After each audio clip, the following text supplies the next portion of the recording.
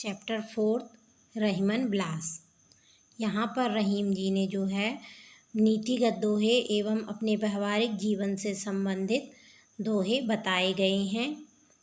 रहीमन बहु बेसज करत व्याधि न छाड़त साथ। रहीम जी कहते हैं कि बहुत उपाय करने पर भेषज यानी औषधि, बहुत औषधि लेने पर, दवाइयाँ लेने पर भी व्याधि अर्थात जो बीमारियां होती हैं वह हमारा साथ नहीं छोड़ती, क्योंकि जो प्रकृति के साथ रहता है उसको बीमारियां नहीं होती और जो प्रकृति से दूर रहता है उसको अनेक बीमारियां घेर लेती हैं। खग मृग बसत अरोग वन।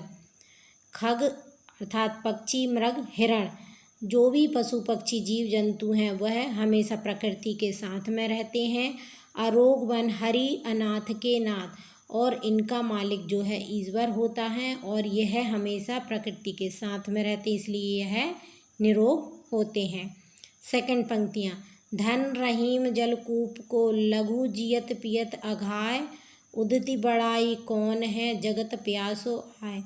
यहाँ पर रहीम जी कहते हैं कि कुआं जो होता है जल का स्रोत बहुत छोटा है, लेकिन इतना छोटा होने के बाद भी लघु जियत पियत अघाय मतलब इतना छोटा होने के बाद भी यह सभी छोटे बड़े लोगों की जो है प्यास को बुझा देता है। उदधि बड़ाई कौन है। उदधि यानी कि समुद्र इतना बड़ा होने के बाद भी लोगों की प्यास को नहीं बुझा पाता, तो वह बड़ा किस काम का। थर्ड पंक्तियाँ। बसी कुसंग चाहत कुशल, यह रहीम जी असोस। यदि किसी कुसंगति वाले के साथ में हम रहते हैं और हमारी कुशलता चाहते हैं तो यह संभव नहीं है। यह रहीम जी सोच, और इस प्रकार का जो है रहीम जी सोचते हैं। महिमा घटी समुद्र की रावण बसियो पर परोस, अर्थात समुद्र के किनारे पर जो है लंका थी, लंकापति रावण था, और रावण के पड़ोस में होने के कारण, रावण के साथ में होने के कारण समुद्र की जो है महिमा घट गई। जिस समुद्र को कभी पार नहीं किया जा सकता था, पर उस पर बांध बनाकर, उस पर सेतु बनाकर उसे पार किया गया। तो कुसंगति के साथ में रहने पर अच्छे लोगों की भी महिमा घट जाती है, उसका भी मान सम्मान घट जाता है। फोर्थ पंक्तियाँ। रहीमन असुआ नैन डडी जिये दुख प्रगट हरेई, जाहि निकारो गेह ते कस ना भेद कही दे। रहीम जी कहते हैं असुआ नैन डरी, अर्थात हमारे आँखों के जो आंसू होते हैं यदि वह बाहर निकल जाएं आँखों से तो वह जियत दुख प्रगट होय, और वह हमारे हृदय के दुख को प्रकट कर देते हैं।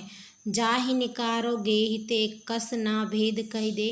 इसी प्रकार यदि घर का भेदी हमारे घर के भेद को यदि किसी दूसरे व्यक्ति को बताता है तो इससे हमारा घर का भेद जो है वो जानने में किसी को देरी नहीं लगती और इससे हमारा जो है नुकसान होता है। जब लगी वित्त न आपने तब लगी मित्र न कोई।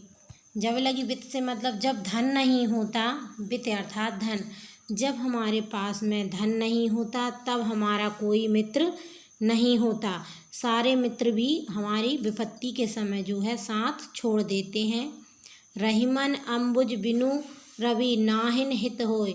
रहीम जी कहते हैं कि जिस प्रकार तालाब सूखने पर, उस तालाब में पानी कम होने पर, अम्बु अर्थात पानी, तालाब में पानी कम होने पर कमल भी सूखने लगते हैं और वह भी हमारा साथ छोड़ देते हैं, और तालाब में पानी बढ़ने पर कमल भी खिलने लगते हैं। इसी प्रकार हमारे मित्र भी जो है दुख में हमारा साथ छोड़ देते हैं और सुख में हमारे साथ में आने लगते हैं। अनकीनी बातें करे सोवत जागे, जोय ताहि सिखाए जगाए वो रहीमन उचित न होय। रहीम जी कहते हैं कि जो लोग जिन्हें बार बार सोते जागते एक ही व्यर्थ की बातें करते हैं, ताहि सिखाए जगाए, ऐसे लोगों को कभी नहीं सिखाना चाहिए, ना ही उनको कोई बात बताना चाहिए, क्योंकि ऐसे लोगों पर समझाने से कोई फ़ायदा नहीं होता, रहीमन उचित न होए। रहीम जी कहते हैं ऐसे लोगों को समझाना उचित नहीं माना गया है जो किसी की बात को ना माने। देवनहार को और है भेजत सो दिन रैन, लोग भरम हम पे धरें याते नीचे नैन। यहाँ पर रहीम जी कहते हैं कि देने वाला कोई और है और किसी और ने हमें यहाँ देने के लिए भेजा है, लेकिन इस संसार के लोग जो हैं, लोग भरम, भरम अर्थात भ्रम, लोग जो हैं अपने ऊपर भ्रम करते हैं कि जो कुछ दान पुण्य कर रहे हैं वह हम ही कर रहे हैं और इसको देने वाले हम ही हैं।